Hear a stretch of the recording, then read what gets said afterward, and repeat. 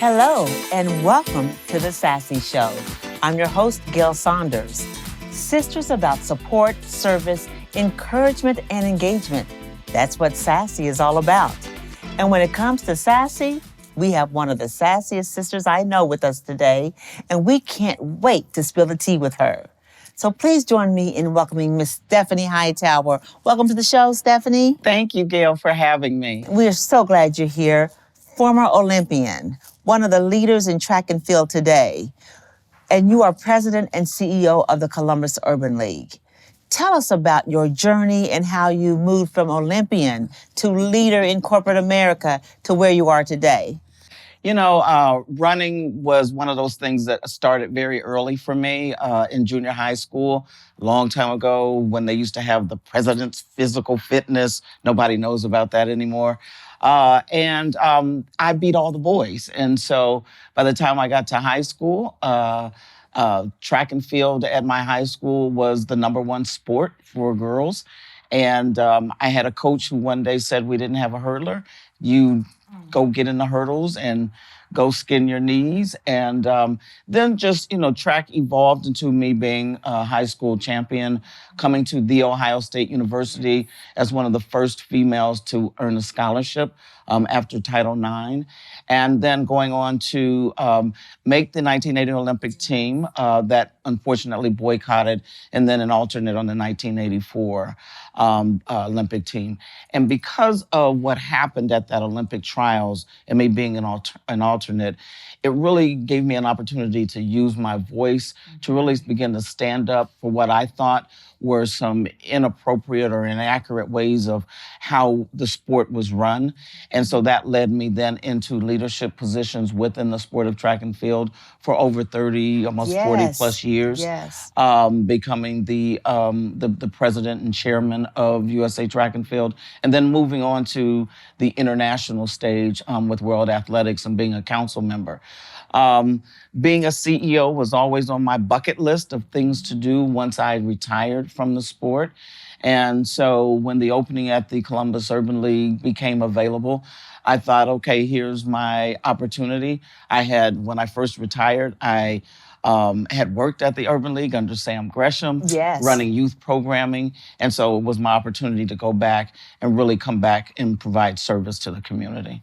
And you were the first female to ever hold that role as CEO at the Columbus Urban League. And 12 years later, you're still really in the trenches making things happen. Yes, first woman, very proud of that accomplishment.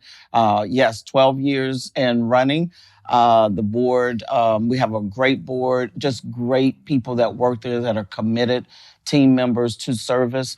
And as you know, us being, part of the Divine Nine, our sororities are about service. Yes. And so again, that is what has led me into staying in this field of service and not really going over into corporate America. When you think about the Columbus Urban League, you have done such transformational work there over the 12 years that you've been there. And you had to really lead and really drive during tough times, particularly during the pandemic. Can you talk about what that meant and how you did that and who you leaned on to help get you through some of those tough times? During the pandemic, when the pandemic hit, we knew, those of us that are in the human services field, like Jerry Saunders, we knew that African American and people of color and marginalized people were going to be hit, and especially small business people. We knew they were going to be hit the hardest. And so we were able to bring some leaders together to say, what can we do to educate the Black community, to make sure that the Black community understood what resources were going to be available during the pandemic. When the whole world shuts down, we knew that we were going to be adversely impacted. And, in my work, we say in the, civil rights or social justice movement, we say when it comes to workforce, Black folks are the last ones hired and the first ones fired. Yes. And we knew that that was going to happen. And so people who had never, ever needed assistance before, we saw them come through our doors.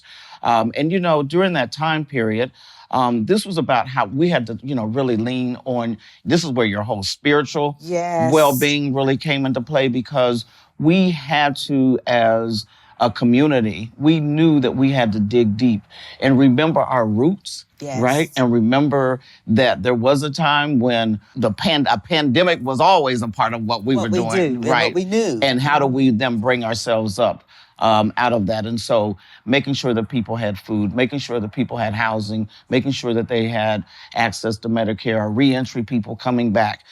We had to make sure we took care of everyone in our community, and just a group of leaders came together and we just leaned on each other and made sure that we serviced the Black community.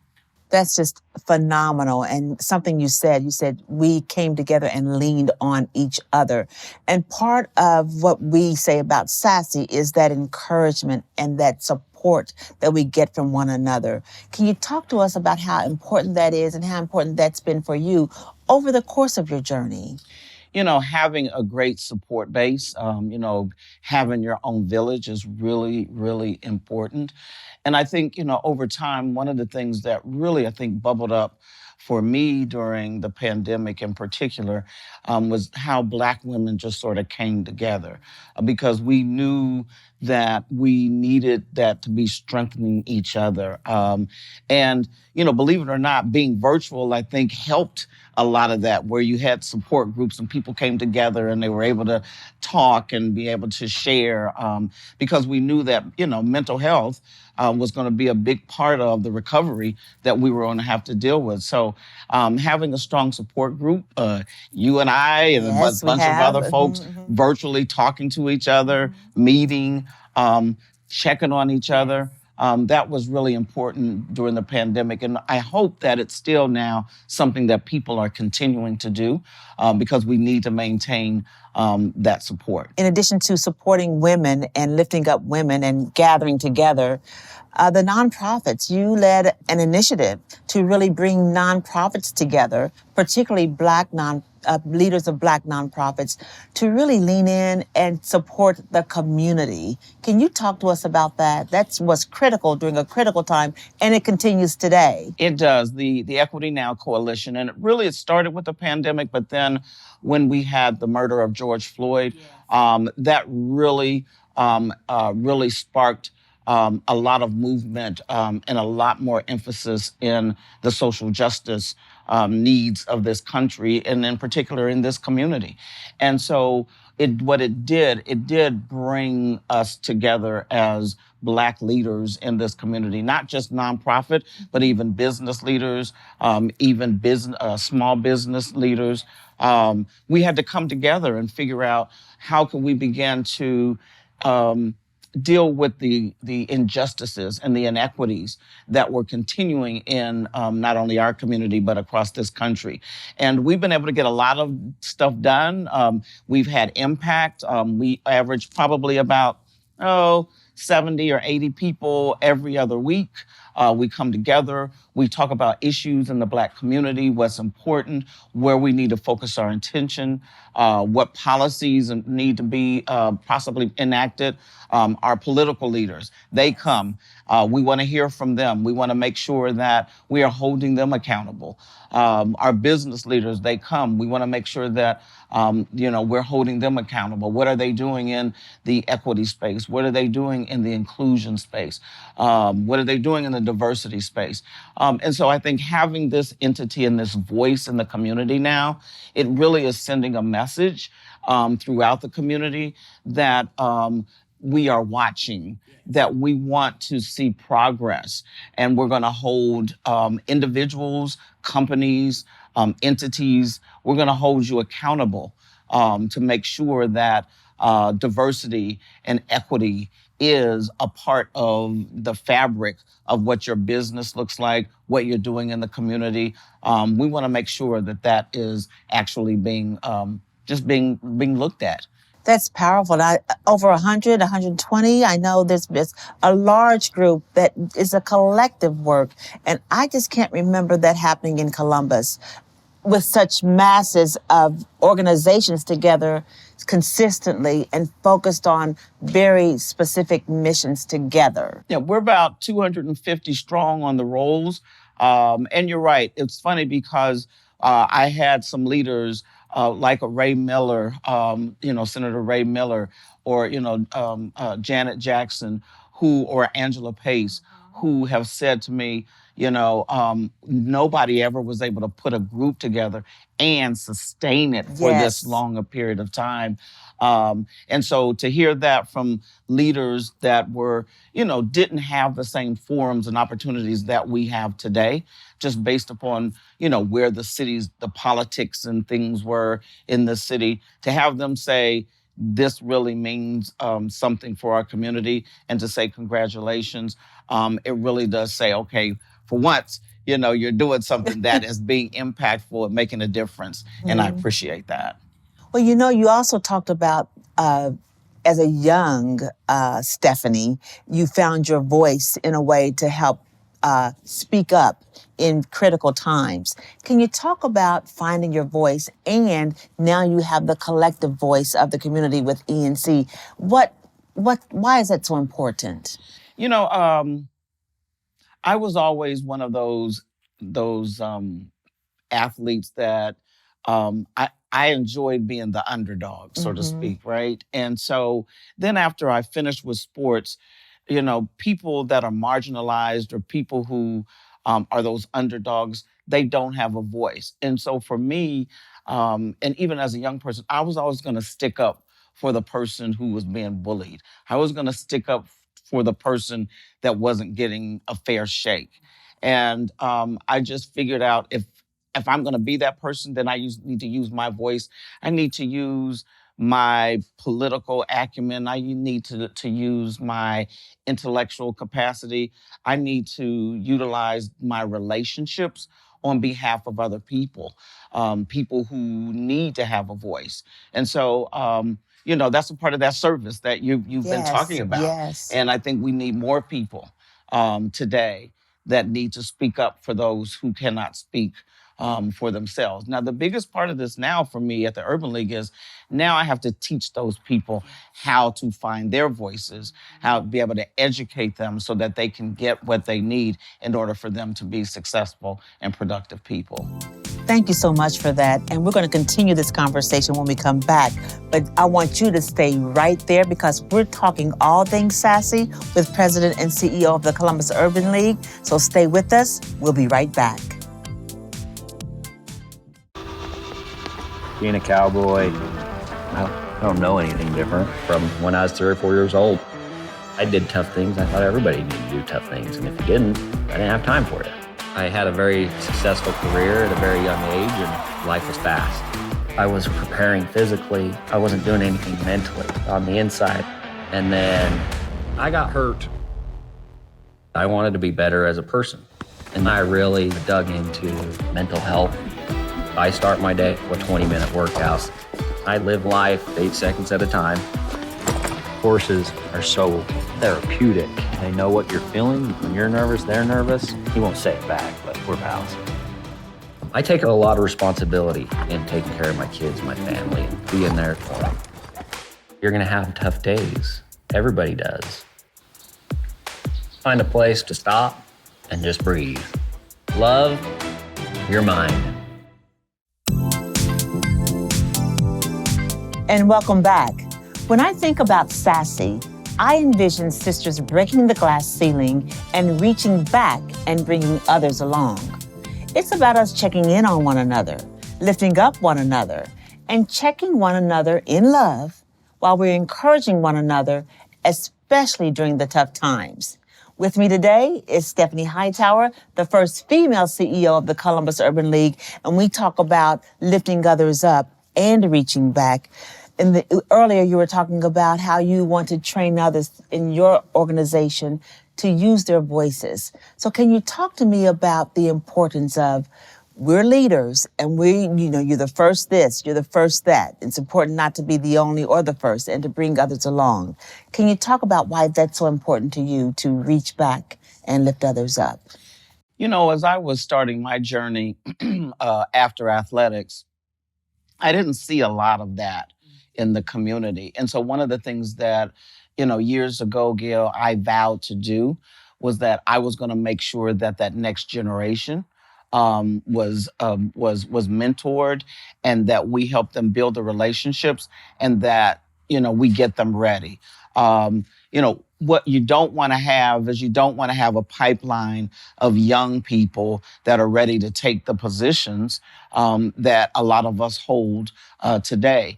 And so, but we want to make sure that those legacies continue, right? So the best thing for us to do, in my opinion, is grab a hold of a young person who you see has aspirations to do bigger things and bolder and impactful things, and teach them the ropes. We have a responsibility to do that. And so I have made it one of my missions, especially with the team members that I have at the Columbus Urban League, is let's help you build those relationships. Let's expose you to different opportunities and networks in the Columbus area. Because what I want to be able to do is, when they do decide that they're going to, leave the coop, right? I want them to be able to launch, and I want them to be able to be successful. And that's a reflection on me, in my opinion. So if they can go to their next and be successful and thrive and have an impact on this community, then I can be proud to say that I helped that young person to attain that achievement. One of our favorite congresswomen, Congresswoman Joyce Beatty, she always says, when women lead, we all succeed. Mm-hmm. And she says, it's great to be the first, but let's not make it the last. That's right. That's exactly what I see you're doing at the Columbus Urban League, but not only at the Columbus Urban League, but in community. And so when you think about women supporting women and encouraging women, talk about where you get your encouragement. And I know you're very spiritual, and I know we lean in on our faith quite a bit. So with that, your faith, but also others who give you energy to continue to do what you do. Well, the beauty about where we're at right now, just personally and professionally, it's taken years, but you have a core group of people, and I think everybody needs to find your core. It doesn't have to be a large group, but who are those like 5 or 6 folks that you can call on, if you just need to talk, or if something happens, you can be there to support them. And a lot of this today is really about, for me, it's not so much about me, but how can I pour into someone else when they need it? How can I help somebody else be successful? How do I applaud somebody else's success? Mm-hmm. We don't do enough of that. Yes. How do you applaud someone else's success and let them know how proud you are of them? That's important to me, because at the end of the day, and I know I'm going to say this incorrectly. What is it that Maya Angelou said? They're not going to remember what they heard or what you said, but how you made them feel. Exactly right. And for me, at this point in stage in my life, it's how do I make people feel? And if folks don't walk away feeling good about Stephanie Hightower, then I haven't done my job. Well, when you talk about feeling good about Stephanie Hightower, I do want to go back to your days as an Olympian and your track and field. I just want to go there for a moment. Oftentimes, we hear all about your accolades in track and field. You've made some very significant impact in that space, and I don't think people understand that. Beyond your days as an Olympian, you've made some really huge impact. Can you talk about that for us in terms of how you've changed the dynamics and leveled up women in sports? Yeah, right now I do have the privilege of chairing the World Athletics Gender Leadership Task Force. Yes. I was appointed by Lord Sebastian Coe. And last year, we were able to achieve parity in our organization, where now the World Athletic Council, which is the a council for all of track and field or athletics across the world. Now it is half women and half men that sit on that council. And so it was 5 years of helping women to find their voice, helping women to understand their leadership abilities, being able to place women in leadership roles throughout the world, having forums, having seminars for women to find their voices and learn executive presence, and then help them to build networks with and find male allies in their countries and in their sports, and in particular, those countries where women still have to take a back seat. We've helped those women to get their voices. And it has been a shock on the system. Yes. And we're feeling some of the backlash from the men in the sport because, a lot of men who predominantly have held these seats for whatever, now you have half men and half women. But, the fight is going to continue there because now that we have achieved that parity, how do we continue to build that pipeline of women across the globe that they can then run for council in 4 years, and that we can maintain that parity? And so we are one of the leaders in the world as it relates to Olympic sports that has this kind of parity at their council level. Congratulations. That's huge. Thank Congratulations. You. And we applaud you for that. So bringing that back to Columbus, Ohio, and we talk about parity and small businesses. Women are the fastest growing and have the most businesses in America. Mm-hmm. And so when you think about parity, when it comes to economic wealth and economic justice, what is the Urban League doing, and how are you bringing what you've been doing around the world stage to home?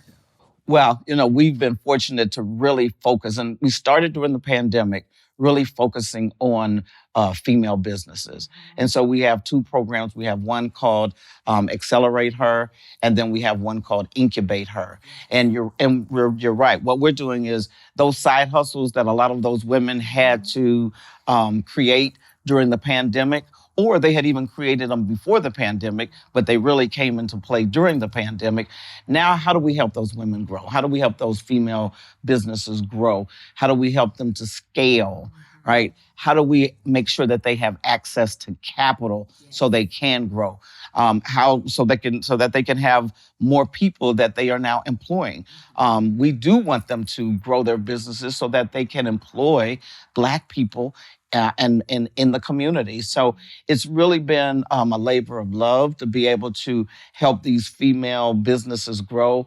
And once you see them sort of take off and launch, it's really so exciting. And we've also developed a relationship with the Chamber of Commerce here as well, so that they can get a chamber membership, so that they can build their networks. And so now what we're really looking at is supplier diversity issues. So how can we get those women scaled up for when you have, like Intel coming to town, or Amgen coming to town, and Google coming to town? We want to make sure that we get those female businesses and really Black-owned businesses ready for this next wave of impact in the community, in the supplier diversity chain. Well, and that's powerful, because we know economic justice, it really can change the lives of generations. And so we thank you for the work that you're doing there.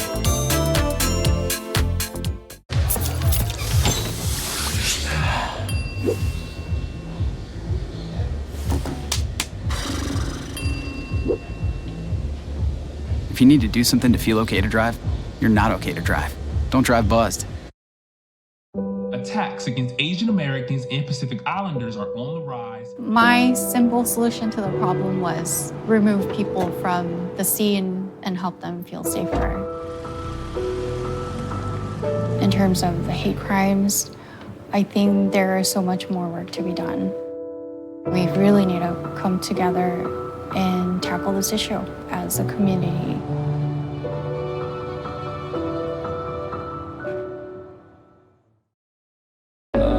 I know you've been grinding. I know things aren't easy. I wonder if you know that we can get help. Love, your mind.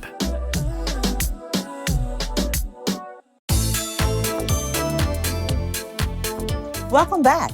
We're going to pick it up right where we left off with Miss Stephanie Hightower, our Sassy Woman of the Month. So as we begin to wrap up, I want to ask you, what is your sassy story, and what does sassy mean to you?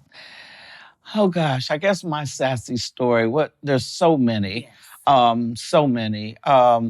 You know, the sassy story for me would be I don't know if people remember when I was on the school board. Yes, we do. Mm-hmm. And we had a incident one night with one of my colleagues at the time who was going to disrupt the school board meeting.